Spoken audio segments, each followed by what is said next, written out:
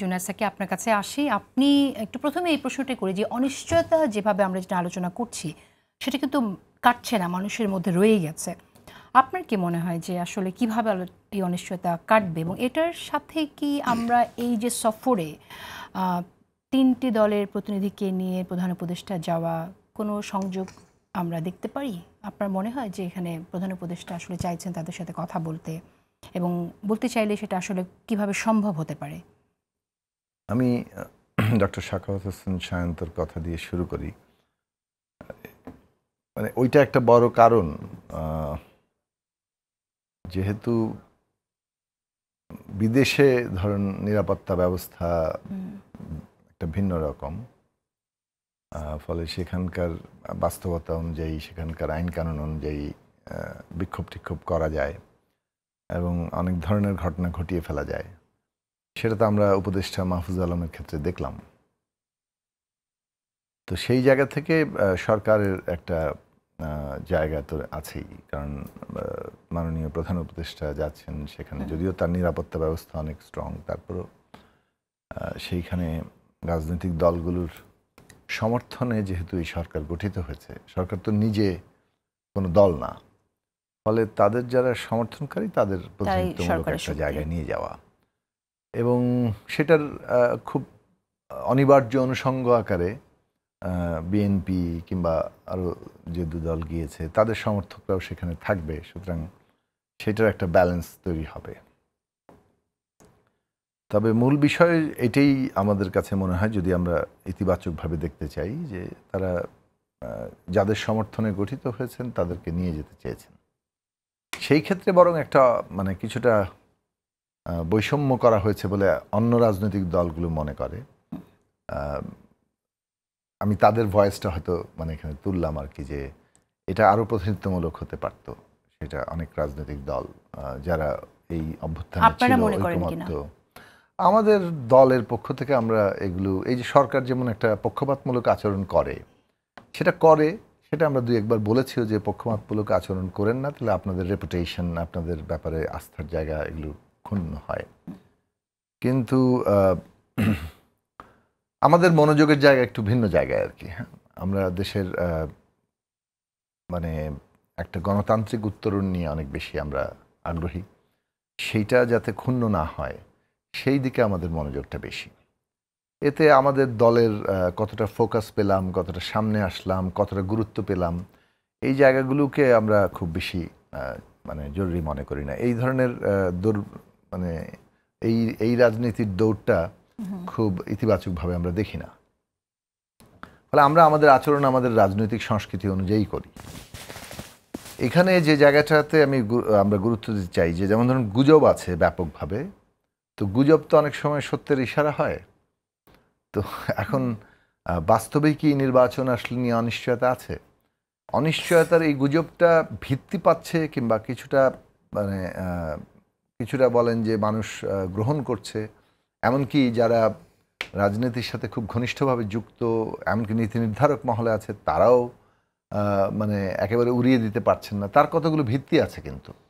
যেমন ধরুন কোনো দল বলছে আমরা পিয়ার না হলে ইলেকশনে যাব না, কেউ কেউ আবার বলছেন ইলেকশন হতে দেব না। তখন তো অনিবার্যভাবেই নির্বাচন নিয়ে যে আন্দোলনকারী দলগুলোর মধ্যে এখনো পর্যন্ত একটা পূর্ণ ঐকমত্য হয়নি, সেটা প্রকাশ পায়। এইটা যখন আমরা বলেছি তখন অবশ্য যাদের দিক থেকে এই আওয়াজগুলো তোলা হয়েছিল, খুব অফিসিয়ালি না হলেও বিভিন্ন পর্যায়ের নেতারা বলেছেন, তারা অবশ্য স্পষ্ট করেছেন যে না, আমরা মধ্য ফেব্রুয়ারির মধ্যে নির্বাচন চাই, তবে এই যে শর্ত দিচ্ছেন, তো শর্তগুলো থাকলেই আবার তখন মনে হয় যে শর্তের মীমাংসা যদি না হয় তাহলে কি ইলেকশন হবে, এই প্রশ্নটা তখন থেকে যায়।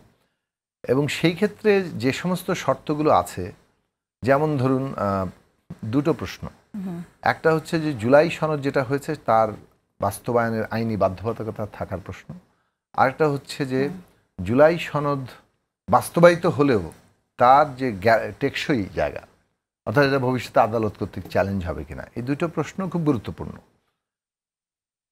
সাথে একটা মানে গুরুত্বপূর্ণ আরেকটা প্রসঙ্গ আছে, সেটা হচ্ছে যে এই সনদের যে একটা তো হচ্ছে পূর্ণ ঐকমত্যের দিক যেগুলো সর্বসম্মত হয়েছে, আরেকটা হচ্ছে নোট অফ ডিসেন্টের দিক যেগুলোতে আপত্তি আছে।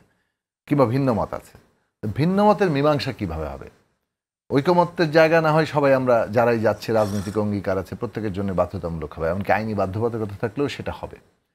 কিন্তু ভিন্নমত যেটাতে আছে সেটাতে তো আপনি আইনি বাধ্যবাধকতা দিতে পারেন না, কারণ ভিন্নমতের তো মীমাংসা হতে হবে। আমরা যেটা বলেছি যে পদ্ধতিগতভাবে ভিন্নমতের মীমাংসা হবে নির্বাচনে। জনগণ হচ্ছে ক্ষমতার কেন্দ্র, জনগণ ঠিক করবেন কোনটা আসলে কাদেরকে তারা বিজয়ী করছেন, কাদের মতকে তারা গ্রহণ করছেন, সেই অনুযায়ী বাস্তবায়িত হবে।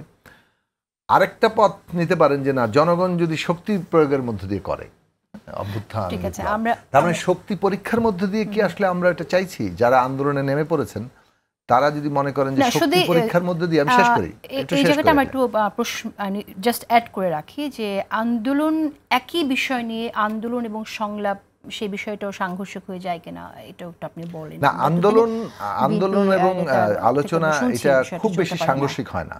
আপনি যদি আন্দোলন জনমত তৈরি করতে পারেন আপনার পক্ষে, সেটা তো একটা করার গণতান্ত্রিক অধিকার আছে। কিন্তু আপনি যদি মনে করেন না আপনার আন্দোলনের লক্ষ্য হচ্ছে যে এই আন্দোলনের মধ্য দিয়ে শক্তি প্রয়োগের মধ্য দিয়ে আপনি আসলে আপনার দাবি প্রতিষ্ঠা করবেন, সেই ক্ষেত্রে আপনি যে লাইন অফ অ্যাকশনে যাচ্ছেন সেটা কিন্তু তার বিপরীত তখন তৈরি হবে। মানে যারা আবার তাদের দাবি, অন্য দল অন্য দাবি নিয়ে নামবে এবং তখন একটা অনিবার্য সংঘাতের পথ তৈরি হতে পারে। কাজে সেই জায়গাটা সম্পর্কে, মানে সেই পথটা দেশকে কোন জায়গায় নিতে পারে, কি ধরনের বিপদ তৈরি হতে পারে সেটা আমরা জানি। পতিত ফ্যাসিস্টরা আছে, তাদের দেশি বিদেশি মিত্ররা আছে, নানা ধরনের স্যাবোটাজ প্ল্যান আছে। কাজেই আন্দোলনকারী শক্তিসমূহের প্রত্যেকেরই চিন্তা করা দরকার যে এই শক্তি প্রয়োগের মধ্য দিয়ে যদি আমরা দাবি আদায় করতে যাই তাহলে সেটা কারোর জন্যই ভালো হবে না। তাহলে শান্তিপূর্ণ উত্তরণের পথ হচ্ছে নির্বাচন। সেক্ষেত্রে কনসেনসাস আর ভিন্ন মতের মীমাংসা জনগণের কাছে, এই দুই জায়গা আমাদের গ্রহণ করতে হবে পদ্ধতি হিসেবে। আর বাকি যে দুটো কথা বললাম যে আইনি বাধ্যবাধকতা এবং টেকসই হওয়া, এই প্রশ্নটা নিয়ে আমরা ওই অনৈক্যের মধ্যে আছি, এখন ঐক্য তৈরি হয়নি। এবং যতগুলো প্রস্তাব এসছে, আমি এক লাইন শেষ করি, যতগুলো প্রস্তাব এসছে সেটা নিয়ে ঐকমত্য কমিশনে যেহেতু অনৈক্য এখনো সমাধান হয়নি, আমরা তখন 1 মাস মানে সময় বর্ধিত করেছি, 1 মাস সময় ইতিমধ্যে বর্ধিত করা হয়েছে। আমাদের দিক থেকে আমরা উদ্যোগ নিয়ে আলোচনা করছি সবার সাথে। আমরা আশা করি অন্যরাও উদ্যোগ নিয়ে আলোচনা করবেন, যে এই রাজনৈতিক দলগুলো যারা আলোচনায় আছেন তারা পরস্পর আলোচনা করে ন্যূনতম একটা ঐকমত্যের জায়গায় পৌঁছাবে।